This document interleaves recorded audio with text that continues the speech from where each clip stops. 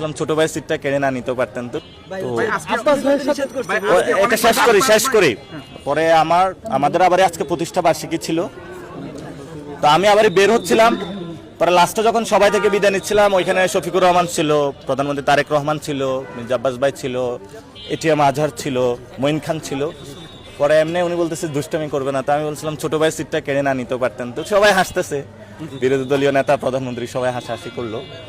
তো এটা বিষয়টা হচ্ছে আপনি যখন তাদের কাছে আমি তো সিরিয়াস টকই করতেছিলাম, আর আই অলওয়েজ ডু সিরিয়াস টক, এবং আমি কখনোই এটা মানুষ কিভাবে নেয় সেটা না, বাট আমি সিরিয়াস টকের মধ্যে ফান এবং হিউমার রাখতে চাই, বিকজ দ্যাট এই যে ওল্ড গার্ড যে পলিটিশিয়ান যে আসছি কথা বলবো বক্তব্য দিবে এগুলো কেউ লাইক করে না এখন। সো আওয়ার যারা জেনারেশন আমরা ফান হিউমার, আমার মনে করি পলিটিক্সটা কোথাও রুমের মধ্যে বদ্ধ থাকা ঠিক না, এই টকিংগুলো হলো মানুষের সামনে আসা উচিত। We are like the family. এই যে পলিটিক্সে যারা আছে তাদেরকে ভয় পায় মানুষ, এই ভয়টা তো দূর করতে হবে। মানে পলিটিশিয়ান যারা তারাও কিন্তু সিম্পল মানুষ আমাদের মতনই, তো সেই আপারের কোনো কিছু এরকম নাই।